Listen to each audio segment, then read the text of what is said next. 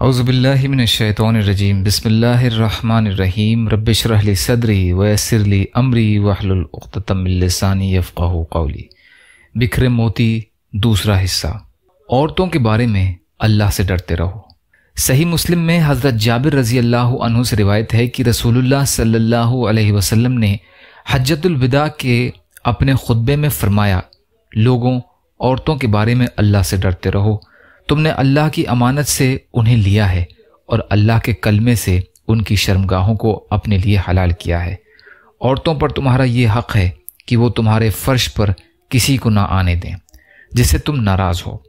اگر وہ ایسا کریں تو انہیں مارو، لیکن ایسی مار نہ ہو کہ ظاہر ہو۔ ان کا تم پر یہ حق ہے کہ انہیں اپنی بساط کے مطابق کھلاؤ، پلاؤ، اڑھاؤ۔ اپنی بیوی کو خوش کرنے کے لیے شوہر کو بھی زینت کرنی چاہیے۔ ایک شخص نے حضور صلی اللہ علیہ وسلم سے پوچھا کہ کیا ہمارے عورتوں کے ہم پر حق ہیں؟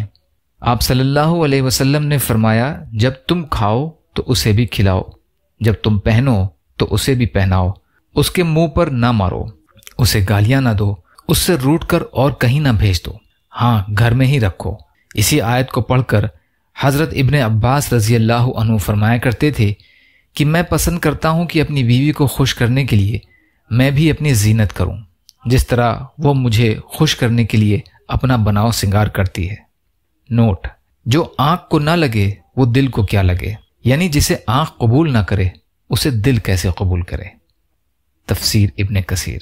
مردوں کو عورتوں پر فضیلت ہے، پھر فرمایا کہ مردوں کو ان پر فضیلت ہے جسمانی حیثیت سے بھی، اخلاقی حیثیت سے بھی، مرتبے کی حیثیت سے بھی، حکمرانی کی حیثیت سے بھی، خرچ اخراجات کی حیثیت سے بھی، دیکھ بھال اور نگرانی کی حیثیت سے بھی، غرض دنیاوی اور اخروی فضیلت کے ہر اعتبار سے جیسے اور جگہ ہے۔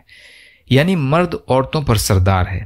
اللہ تعالیٰ نے ایک کو ایک پر فضیلت دے رکھی ہے، اور اس لیے بھی کہ یہ مال خرچ کرتے ہیں۔ پھر فرمایا، اللہ تعالیٰ اپنے نافرمانوں سے بدلہ لینے پر غالب ہے اور اپنے احکام میں حکمت والا ہے۔ تفسیر ابن کثیر۔ حضرت محمد صلی اللہ علیہ وسلم بہت رحم دل تھے۔ حضرت انس رضی اللہ عنہ فرماتے ہیں کہ حضور صلی اللہ علیہ وسلم بہت رحم دل تھے۔ جو بھی آپ صلی اللہ علیہ وسلم کے پاس آتا اور سوال کرتا اور آپ صلی اللہ علیہ وسلم کے پاس کچھ نہ ہوتا تو اس سے آپ وعدہ کر لیتے کہ جب کچھ آئے گا تو تمہیں ضرور دوں گا، اور اگرچہ کچھ پاس ہوتا تو اسی وقت اسے دے دیتے۔ ایک مرتبہ نماز کی اقامت ہو گئی، ایک دیہاتی نے آ کر آپ صلی اللہ علیہ وسلم کے کپڑے کو پکڑ لیا اور کہا کہ میری تھوڑی سی ضرورت باقی رہ گئی ہے اور مجھے ڈر ہے کہ میں اسے بھول جاؤں گا۔ چنانچہ حضور صلی اللہ علیہ وسلم اس کے ساتھ کھڑے ہو گئے۔ جب اس کی ضرورت سے فارغ ہوئے تو پھر آگے بڑھ کر نماز پڑھائی۔ یا اللہ ہم سب کو کہنے سننے سے زیادہ عمل کی توفیق عطا فرما۔ یا اللہ مظلوم فلسطینیوں کی، کشمیریوں کی، روہنگیا مسلمانوں کی اور مسلمان جہاں بھی پریشان حال ہیں، ظالموں کے ظلم کا شکار ہیں، آپ ان کی بھرپور مدد فرمائیے۔ ہم سب کو اپنی استطاعت کے بقدر اپنا حق ادا کرنے والا بنائیے۔ یا اللہ آپ قادر مطلق ہیں، آپ کے لیے ہر چیز کرنا آسان ہے، ہمارے لیے آسانیاں پیدا فرمائیے۔ صبر کرنے والا، شکر کرنے والا اور اچھی طرح عبادت کرنے والا بنائیے۔ یا اللہ اپنے حلال کے ذرائع ہمارے لیے کھول دیجیے۔ یا اللہ حرام سے ہماری حفاظت فرمائیے۔ یا اللہ اپنے غیر سے ہمیں بے نیاز کر دیجیے۔ یا اللہ عزت اور عافیت کی زندگی عطا فرمائیے۔ یا اللہ بغض، حسد، جلن، کینہ، تکبر، ریاکاری سے ہماری حفاظت فرمائیے۔ بغض، حسد، جلن، کینہ، تکبر، ریاکاری ہمارے دلوں سے نکال دیجیے۔ یا اللہ ہر خوف کی چیز سے امن عطا فرمائیے۔